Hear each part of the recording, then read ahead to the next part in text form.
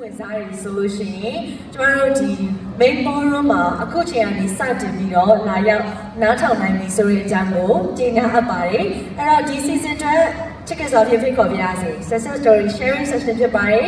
comic artist Ken Art ဖြစ်ပါတယ်ရှင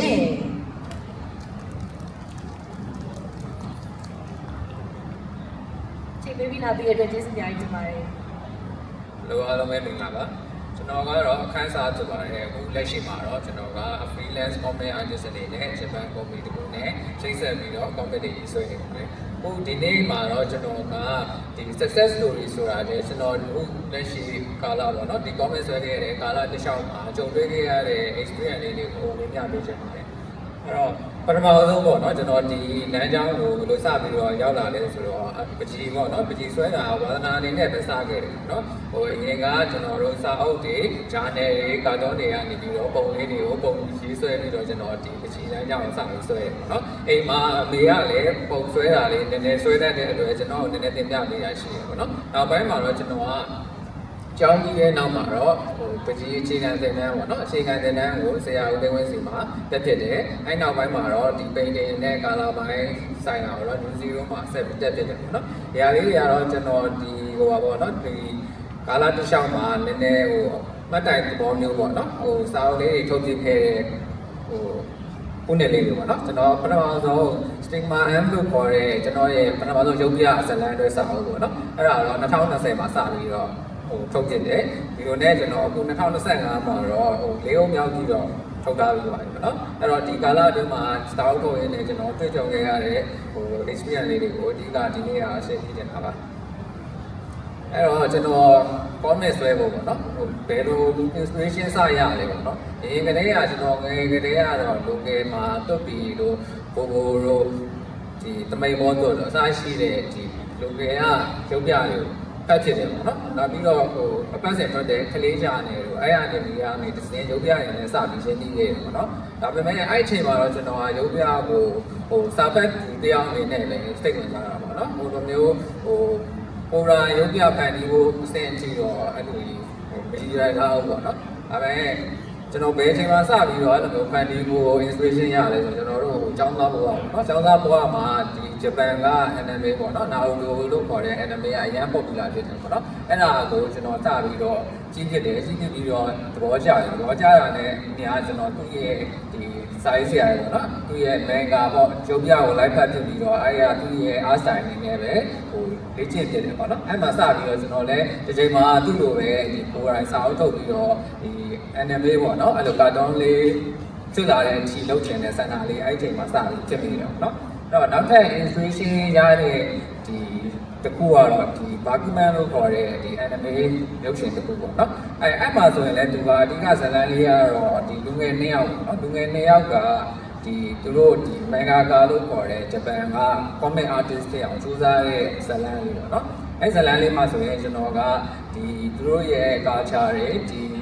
ီရုပ်ပြနဲ့ဆိုင်တဲ့ဘဝတူကြတွေလည်းအမှ inspiration တွေနဲ့ရတယ်နောက်ပြီးတော့အဲ့ဂျပန်နိုင်ငံရဲ့ဒီရုပ်ပြလောကကိုနော်အရင်ကြီးအပြိုင်ဆိုင်ပြင်းထန်တဲ့ဟာကိုလည်းဒီဇာတ်လမ်းလေးကနေသိခွင့်ရတယ်ပေါ့နော်အဲ့တော့ဒီရုပ်ပြကိုစိတ်ဝင်စားတဲ့လူငယ်တွေဆိုလို့ရှိရင်ဒီဇာတ်လမ်းလေးပေါ့နော် anime ဇာတ်လမ်းလေးကိုမကြည့်ဘူးရင်ကြည့်ချင်လို့ကြည့်ဖို့လည်းကျွန်တော်ကညွှန်ချင်ပါတယ်ပေါ့နော်ဒါဒီ anime ဇာတ်လမ်းတွေမဟုတ်ဘူးရုပ်ပြနိုင်ငံအနေနဲ့လည်းတွေ့ကြည့်ထားရတယ်ပေါ့နော်ဒီ Bakuman ဆိုတဲ့ဒီဇာတ်လမ်းလေးပေါ့နော်ဒီလိုနဲ့ကျွန်တော်က inspiration စရပြီးတော့ကိုယ်တိုင်စဆွဲတယ်ပေါ့နော်စဆွဲဆိုတာလည်းဝါသနာရှင်အဆင့်ပါပဲစဆွဲတာတော့ကျွန်တော် digital နဲ့ဆွဲတာမဟုတ်ဘူးဒီစာအုပ်မှာပဲဒီ fountain နဲ့ဆွဲပြတာပေါ့နော်အဲ့တော့ပြဿနာဘာဖြစ်လဲဆိုတော့အဲ့အချိန်မှာကျွန်တော်ကနာရူတိုနာ inspire ဖြစ်တယ်ပေါ့နော် inspire ဖြစ်တော့သူ့ရဲ့ promote မှုတွေဒါကပါမယ်ကိုဆွဲတဲ့ character တွေကအစားပြည့်ထဲကလှူရှားမှုတွေကအဆုံးပေါ့နော်အဲ့လိုမျိုးတွေကနာရူတိုရဲ့အငွေ့အသက်တွေဒါကြီးပါတယ်နော်အဲ့တော့ဘာဖြစ်သွားလဲဆိုတော့ကျွန်တော်အဲ့မှာဆွဲတော့ဇလန်ကတော့ကိုယ်ပိုင်ဇလန်ပဲဒါပေမဲ့အထဲမှာဆွဲတဲ့ဇက် character တွေဒီလှုပ်ရှားမှုတွေပုံစံမျိုးကဒီနာရူတိုနဲ့ကလွှမ်းမိုးမှုတွေဒါပါနေတဲ့အတွက်ဘယ်လိုဖြစ်သွားလဲဆိုတော့ကိုယ်ပိုင်ဟန်ပျောက်သွားတာပေါ့နော်ပျောက်သွားတဲ့အပြင်ဒီဟာကိုနာရူတိုကြည့်ဘူးတဲ့လူတွေကဖတ်လိုက်တယ်ဆိုလို့ရှိရင်ဒါကနောက်တို့ကြီးကိုမြင်ញ្ញလုပ်ထားတာပါကွာအဲ့လိုမျိုးကြီးခံစားချက်ကြီးရတယ်ပေါ့နော်အဲ့ဒါကိုလည်းကျွန်တော်ကဒီကိုဖတ်ထားတဲ့ကိုရေးထားတဲ့ဟာကိုပြန်ပြီးတော့ ဖတ်ကြည့်တဲ့အခါမှာအဲ့လိုခံစားချက်ကြီးရတယ်ပေါ့အဲ့လိုခံစားချက်ရတော့ကျွန်တော်ဒီဟာကိုဆက်ပြီးတော့ဆွဲပြစ်ပြီးပေါ့နော်ဒီ3ပိုင်းလောက်ဒီပဲဆွဲပြစ်တယ်ဆွဲပြီးတော့ဒီကြားထဲကတော့ကျွန်တော် channel portrait ဆွဲတာတို့ painting ဆွဲတာတို့လည်းဒီကြားထဲလုပ်ချင်တယ်ပေါ့နော်ဒီလိုနဲ့ကျွန်တော်2015မှာဒီ digital comic ကိုစပြီးတော့ digital drawing ပေါ့နော် digital drawing ကိုစပြီးလေ့လာရတယ်အဲ့နောက်ပိုင်းမှာတော့ဒီ2018လောက်မှာကျွန်တော်ဒီအရင်ကဆွဲခဲ့တဲ့ဇာတ်လမ်းပေါ့နော်အဲ့ဇာတ်လမ်းကိုနောက်ဇာတ်လမ်းလေးနည်းနည်းပြင်ပြီးတော့ပေါ့နော်ဒီလိုမျိုးအနေနဲ့ပြန်ပြီးအသက်သွင်းမယ်ဆိုပြီးတော့စိတ်ကူးရတယ်ပေါ့နော်အဲ့တော့စိတ်ကူးရတယ်ဆိုတော့ကျွန်တော်အရင်ကဆွဲခဲ့တဲ့ဟာမှာဘာတွေမှားနေလဲနောက်လိုနေတဲ့အပိုင်းလေးတို့ပြန်ပြင်တယ်ပြင်ပြီးတော့ကျွန်တော်အခုဒီမှာဆိုတွေ့တဲ့အတိုင်းပေါ့နော် Stickman ဆိုပြီးတော့ဒီ fantasy action adventure ပုံစံမျိုးပေါ့နော် challenge set ပေါ့နော်series ပုံစံမျိုးစပြီးတော့ရေးဖို့စဉ်းစားရတယ်ပေါ့နော်အဲ့တော့ဒီမှာနာမည်လေးကိုကြည့်ချက်ကျွန်တော်မိတ်ဆက်ပေးရရင်တော့ဒီ Stickman ဆိုတာတော့တဲပြန်ရင်တော့ဒီယောဂရှိတဲ့လက်နဲ့လို့အဲ့လိုမျိုးတော့တဲပြန်တော့အဲ့လိုသဘောရတယ်ပေါ့နော်ဒါပေမဲ့ကျွန်တော်ဒီထဲမှာသုံးချင်တာကတော့ဒီထဲကလက်နဲ့တွေကချိန်စာတက်နေတဲ့လက်နဲ့ပေါ့နော်အဲ့ဒါကိုကျွန်တော်ဒီလိုမျိုးသုံးထားတာပေါ့နော်အဲ့တော့ကျွန်တော်အခုအဲ့ဒါကိုပြန်ပြီးတော့ဆွဲတဲ့အခါမှာဗားလေးပြင်ဆင်ထားလဲဆိုတော့ခုန character ဘိုင်းဆိုင်ရာကိုပြန်ပြင်ဆင်တယ်ပြီးတော့ဒီမှာတွေ့တဲ့အတိုင်းပဲပေါ့နော်ဒီဂျမာရို net တို့အကားတို့ဘလူးတို့အစရှိတယ်ပေါ့နော်ဒီမြန်မာနိုင်ငံရဲ့အငွေးသက်လေးတွေနဲ့ပြီးတော့အနောက်တိုင်းကာချာတွေဖြစ်တဲ့ဒီ F to 10 demon တို့เนาะအဲ့ဒါမျိုးတွေကိုကျွန်တော်ပေါင်းစပ်ပြီးတော့ရေးဆွဲထားတယ်ပေါ့နော်တခုရှိတာဒီမှာကြတော့ပေါ့နော်ဒီလိုမျိုးဘာသာရေးနဲ့နည်းနည်းဆိုင်တဲ့ဟာမျိုးဆွဲတဲ့ဟာမျိုးကြာတော့လည်းတတိထားတာပေါ့နော်အဲ့တော့ကျွန်တော်ကလုံးကင်းဖြစ်အောင်ပေါ့နော်ဒီစိတ်ကူးရင်သဘောပုံစံမျိုးနဲ့ဒီလိုမျိုးကာချာအောင်ရောပြီးတော့စပြီးဆွဲခဲ့တယ်ပေါ့နော်ဒီလိုမျိုးစဆွဲတဲ့အချိန်မှာကျွန်တော်က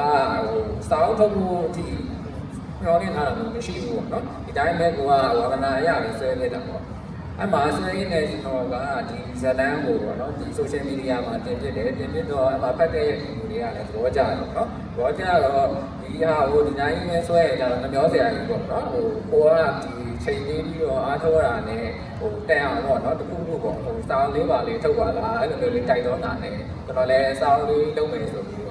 းတော့ပေါ့เนาะစီစဉ်တဲ့တော့ပေါ့အဲ့တော့စာအုပ်ထုတ်တယ်ဆိုတော့ကျွန်တော်ပထမဆုံး challenge အနေနဲ့ဘာတွေ့ရလဲဆိုတော့ဒီဟာကျွန်တော်ရဲ့ full time job မဟုတ်ဘူး full time job မဟုတ်တဲ့အတွက်ဒီဟာ part time အနေနဲ့လုပ်ရတာဖြစ်တဲ့အတွက်နောက်ပြီးတော့ဒီဟာကိုကျွန်တော်ကဒီအစအဆုံးဇလန်းအစဒီ story ရေးတဲ့အထက်က outward တွေအဆုံးပေါ့နော်ကိုယ်တိုင်ပဲလုပ်ရတာဖြစ်တဲ့အတွက်အချိန်ကတော့လူလာတဲ့ပို့ပြီးတော့ယူရတယ်ပေါ့နော်အဲ့တော့ပုံမှန်ပြန်အားပြရတော့6လနဲ့တစ်နှစ်လောက်ကြာတယ်ပေါ့နော်အဲ့လိုကြာတဲ့ဟာကတော့ဒီကျွန်တော်တော့ work load အားများတယ်အဲ့တော့အခက်အခဲလေးရပါတော့နောက်တစ်ခုကဒီကျွန်တော်စီမှာဒီစာအုပ်ထုတ်လို့အတွက်ဒီပုံတွေအလုံးလောက်ရှိပြီပေါ့နော်ရှိပြီဆိုတော့အမှကျွန်တော် publisher ပေါ့နော် publishing လုပ်ဖို့အတွက်ကိုကျွန်တော်ကpublisher ရှာရတယ်ပေါ့နော် publisher မှာ publishing လုပ်တာလည်းသူရှိတာပေါ့နော်ကိုကလည်းလည်း publishing လုပ်ရတယ် publisher ရဲ့စီလည်းဆက်သွယ်ပြီးတော့publishing လုပ်ဖို့အတွက်တော့ရှာလို့လည်းရတယ်ပေါ့နော်အဲ့တော့ကျွန်တော်ကပထမဆုံးအနေနဲ့ဒီ publisher ရှာတဲ့အခါကတော့ကိုယ်တိုင်လည်းဒီလောကနဲ့စပြီးလုပ်တာဆိုတော့အဆက်အသွယ်လည်းမရှိဘူးဆက်တယ်မရှိဆိုတော့ဒီလိုပဲကျွန်တော်ဒီ social media မှာတွေ့တဲ့ဒီစာအုပ်တိုက်တွေပေါ့နော်စာအုပ်တိုက်တွေကိုလိုက်ပြီးတော့စာမိုးတွေပို့ပြီးတော့နည်းနည်းမိတ်ဆက်ရပေါ့နော်အဲ့လိုမိတ်ဆက်ပြီးတော့တနေ့ကျတော့ကျွန်တော်ဒီပေါ့publisher တစ်ယောက်နဲ့ချိတ်ဆက်ပြီးတော့ပေါ့နော် publisher တစ်ယောက်နဲ့ချိတ်ဆက်ပြီးတော့သူကဒီဟာကိုစိတ်ဝင်စားတယ်စိတ်ဝင်စားပြီးတော့သူတစ်ချက်တရက်တွေ့မယ်ဆိုပြီးတော့အဲ့လိုနဲ့တွေ့ကြကြတာပေါ့နော်အဲ့တော့တွေ့ပြီးတော့ပြဿနာဘာဖြစ်လဲဆိုတော့ကျွန်တော်ဆွဲတာကဇလန်းတွေအဲ့မှာပေါ့နော် one shot လိုပုံစံမျိုးဇလန်းအစအဆုံးပုံစံမျိုးဆိုရင်ပြဿနာမရှိဘူးကိုဆွဲတဲ့ဟာကို publisher သဘောကျတယ်ထုတ်မယ်ဆိုလို့ရှိရင်ဒါဒီမှာလည်းဇလန်းပြီးတော့ပေါ့နော်ဒါပေမဲ့ကျွန်တော်ဟာဇလန်းတွေဖြစ်နေတယ်ဇလန်းတွေဖြစ်နေတော့အဲ့မှာ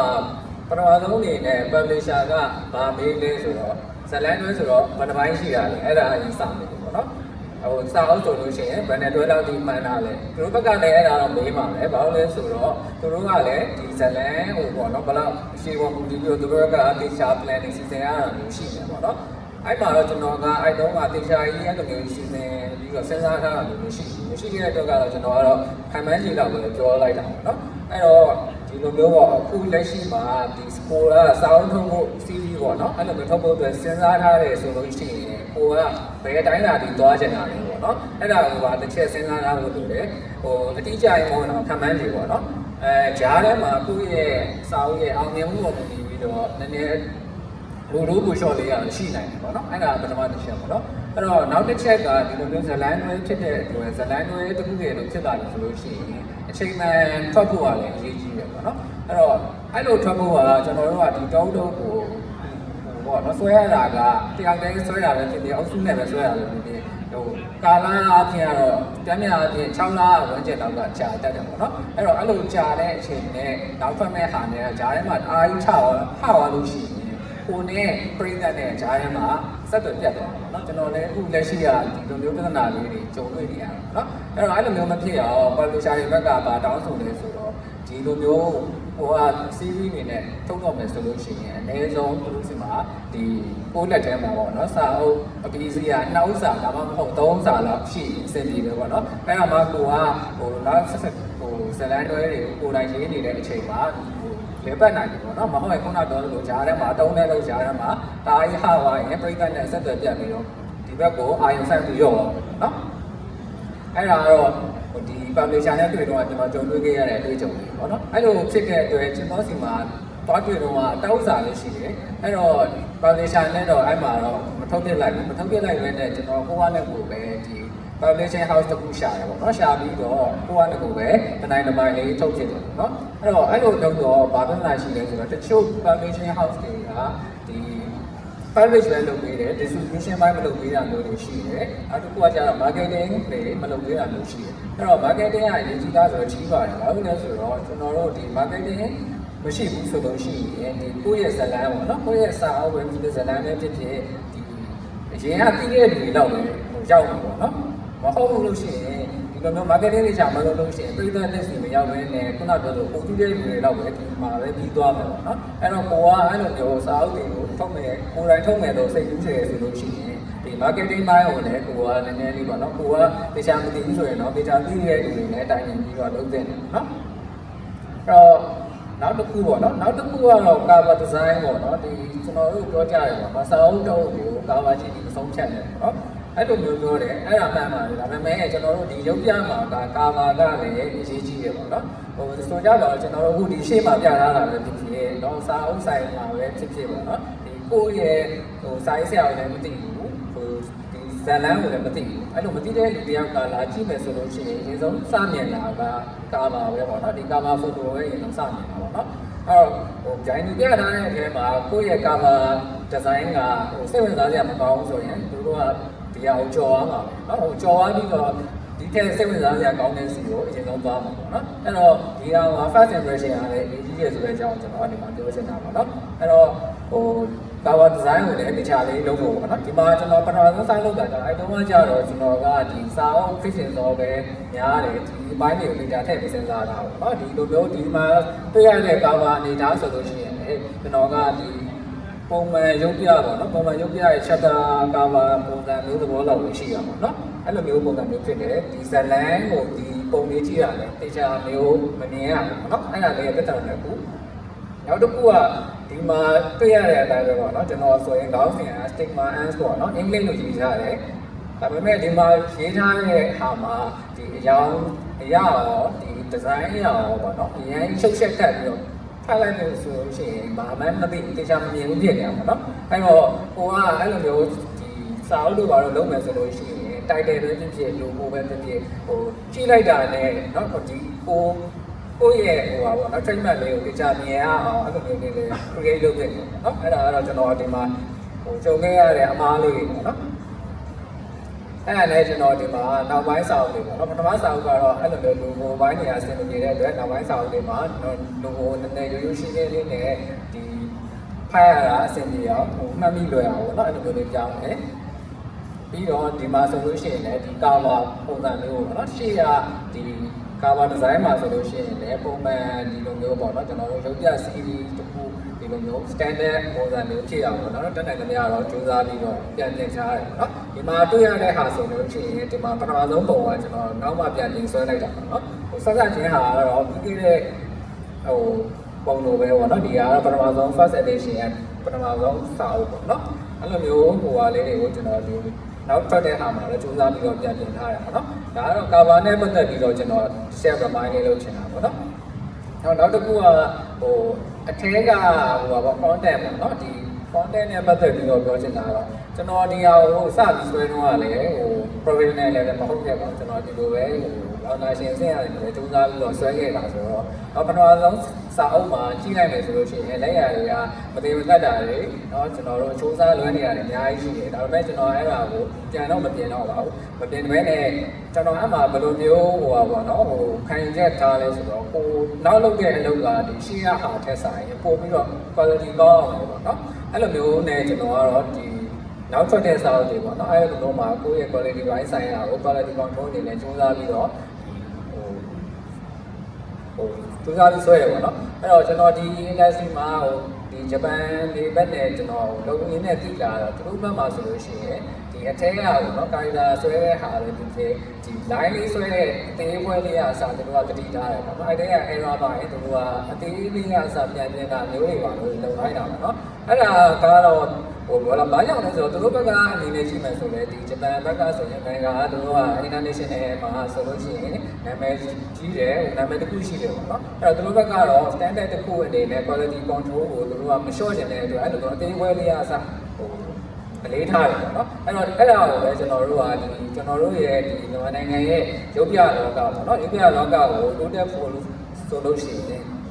ဒီလိုမျိုးပဲ quality control လေးရတော့ရှိတဲ့တယ်ပေါ့နော်အဲ့တော့အသေးဝေးလေးရစားဒီ site ပြီးတော့ကျွန်တော်တို့ quality control ကောင်းကောင်းလေးနဲ့ဒီလိုမျိုးကိုယ့်ရဲ့ output တွေကိုဖန်တီးမယ်ဆိုလို့ရှိရင်တော့ဒီ international ကိုဟိုတိုးနိုင်တယ်လို့ထင်ပါတယ်ပေါ့နော်အဲ့တော့ international ကိုတိုးတယ်ဆိုတဲ့အခါမှာလည်းများသောအားဖြင့်ကဟိုကျွန်တော်တို့လက်ရှိမှာကြတော့ဟိုပါပေါ့နော်ဒီမန်ဂါတွေမန်ဝါတွေပေါ့နော်ဒီဂျပန်ဘက်ကရောဒီကိုရီးယားဘက်ကရောဒီမှာအတိုင်းဖြစ်စားတယ်ပေါ့နော်ဖြစ်စားတော့ပြဿနာတစ်ခုကဒီလူငယ်တွေကအခုနောက်ပိုင်းဆိုရင်ကြတော့အဲ့လိုမျိုးပုံစံလက်ရတွေထွက်တာများတယ်ပေါ့နော်အဲ့တော့ကျွန်တော်နည်းနည်းအကြံပြုချင်တာကျွန်တော်ကိုယ်တိုင်လည်းအဲ့လိုမျိုးလက်ရဆက်ဆံပါပဲအဲ့တော့အကြံပြုချင်တာတော့ဒီထဲကနေပြီးတော့ဟိုရုံးထွက်ချင်တယ်ဆိုလို့ရှိရင်တော့ကိုယ်ပိုင်ဟန်ပေါ့နော်ဒီမြန်မာမှုလေးပါပေါ့နော်ကိုယ်ပိုင်ဟန်လေးနည်းနည်းထည့်ပြီးတော့စူးစမ်းပြီးတော့ဆွဲတင်တယ်လို့တော့ထင်တယ်ပေါ့နော်အဲ့ပိုင်းဆိုင်ရာလေးတွေတော့ကျွန်တော်အဓိကပြောချင်တာပေါ့နော်အဓိကတော့ဒီမှာဆိုလို့ရှိရင် quality control ကိုကောင်းကောင်းလေးဟိုဖြစ်အောင်စူးစမ်းမယ်ဆိုလို့ရှိရင်ဟို international level အဆင့်ကြီးတော့တောင်းလာမယ်လို့ပြောနေပါနော်ဒါကတော့ကျွန်တော်ကိုဟိုပါပေါ့ဒီ follow 1တို့2တို့3တို့4တို့เนาะစာအုပ်လေးပုံမှာပေါ့เนาะဆွဲခဲ့တဲ့တဲမှာဒီဟိုပထမဆုံးဟာဆိုရင်ပထမဆုံးစာအုပ်မှာဆွဲတဲ့ဟာပေါ့เนาะဒါဒုတိယဟာတော့ဒုတိယစာအုပ်ကဟာပေါ့เนาะဆိုလို့ရှိရင်လည်းကျွန်တော်ဒုတိယနောက်ဆက်တွဲစာအုပ်တွေမှာ quality ဘိုင်းဆိုင်ရာကိုကောင်းအောင်ပို့ပြီးတော့အားထုတ်ထားပါတယ်เนาะဒါပေမဲ့လည်းကျွန်တော်အခုလက်ရှိအနေအထားရတော့ international အဆင့်ဆိုရင်တော့လိုပါသေးတယ်ပေါ့နော်ကျွန်တော်လည်းဒီဟာကိုတက်တယ်မှာကြိုးစားပြီးတော့ quality ဘိုင်းဆိုင်ရာကိုပြည့်တင်နိုင်ဖို့ကြိုးစားပါတယ်ပေါ့နော်အဲ့တော့ဟိုပြောချင်တာကတော့လူငယ်တွေအနေနဲ့လည်းဖန်တီးမယ်ဆိုလို့ရှိရင် quality ကိုမလျှော့ဘဲနဲ့ရှေ့မှာလည်းเนาะကျွန်တော်တို့ဒီ ego တွေ artist ပြောရတဲ့အတိုင်းပေါ့နော်အဲ့လိုမျိုးကိုယ့်နဲ့ကိုယ် improvement ရှိအောင်အများနဲ့လုပ်နေတဲ့เนาะဒါကတော့ကျွန်တော်ဒီနေ့မှာအဓိကပြောချင်တယ်ကျွန်တော်စာအုပ်ထုတ်တော့အတွေ့အကြုံခဲ့ရတဲ့အတွေ့အကြုံလေးတွေဒါရှင်းပြခြင်းပဲဖြစ်ပါတယ်ဒီအပြင်ပေါ့နော်ဒီကတော့ကျွန်တော်ရဲ့ဒီဇလန်တွေပြင်နောက်ဟိုပေါ့နော်ရေးပြထားတဲ့ဇလန်လေးအကြောင်းလေးဒါနည်းနည်းပါးပါးမိတ်ဆက်တဲ့သဘောပါအဲ့တော့ဒီဟာကတော့ခုနကျွန်တော်ရဲ့ statement လို့ခေါ်တဲ့ဇလန်တွေပေါ့နော်ဇလန်တွေကနေပြီးတော့ spin off အနေနဲ့ short story ပုံစံမျိုးရေးဖြစ်တဲ့ဟာတွေပါဒီဟာမှာတော့ကျွန်တော်တို့2024ကဒီ follow me မြန်မာဟို webtoon contest မှာဒီဟာလေးနဲ့ပြန်ပြီးဝင်လာကျွန်တော်ဒုတိယဆုရပါတယ်နော်ပြီးတော့ဒီဟာလေးမှာအမှတ်တရရှိတာကြောင့်ဒီဟာကြောင့်လည်းကျွန်တော်ဒီခုဒီ ILD ပေါ့နော် ILD နဲ့ချိတ်ဆက်နေတဲ့ဆိုတော့ဒီဟာလေးကကျွန်တော်တို့အမှတ်တရလေးတော့ရှိပါတယ်အဲ့တော့ဒါတော့အထက်ကဟိုကျွန်တော်အားဝတ်လေးကို sample ပြတာနော်ဒါကတော့ကျွန်တော်အခုဒီနှစ်စပိုင်းပေါ့နော်နှစ်စပိုင်းကအဲ့ဒီ web contest တခုအတွက်ပဲဒီ follow me ကလုပ်တဲ့ဟာအတွက်ပဲဆွဲထားတာပေါ့နော်ဒါပေမဲ့အဲ့မှာတော့စုတော့မပါပါဘူးဒီမှာကြတော့ကျွန်တော်ရှေ့ရဟာတွေနဲ့မတူပါဘူးပေါ့နော်ဇလန်ကရှေ့ရဟာကျတော့ action ပုံစံမျိုးဖြစ်တာပေါ့နော်ဒီကတော့ mystery romance ဆိုတော့နည်းနည်းမြက်ွက်လေးတွေပါပြီးတော့အဲ့လိုမျိုးပေါ့နော်ဒီမျိုးကျွန်တော်ဖန်တီးထားပါတယ်ပေါ့ဒါကတော့ one shot ပါ one shot ဆိုတော့ဇလန်စဆိုပေါ့နော်အဲ့ဒါဒီနှစ်ခုကိုကျွန်တော်ရဲ့ Facebook page မှာခန်းစားဆိုတဲ့ page မှာလည်းတင်ထားပါတယ်အဲ့ဒါကိုစိတ်ဝင်စားတယ်ဆိုရင်ဟိုဝယ်ရောက်ဖိုက်ရှိနိုင်ပါတယ်အားလေးရတဲ့အားဝတ်ဆိုင်တယ် ဟုတ်ကဲ့ဟိုကျွန်တော်ဒီနေ့ပြောချင်တာကတော့ဒီဟိုအကြောင်းအရာလေးတွေကတော့ဒီလောက်ပါတော့အခုကျွန်တော်လက်ရှိမှာတော့ဒီနောက်ဆုံးပေါ့နော်ဒီကတော့ service ဆောက်ပါဟိုနောက်ဆုံးဒုတိယအောင်9ဟုတ်မြောက်ဆောက်အတွက်လည်းစူးစမ်းပြီးတော့ quality ကောင်းအောင်စူးစမ်းပြီးဆွဲနေပါတယ်လို့နော်ဒီနေ့ဟိုဒါလေးကိုညှောက်ဝေပေးချင်တာအားလုံးကိုကျေးဇူးတင်ပါတယ်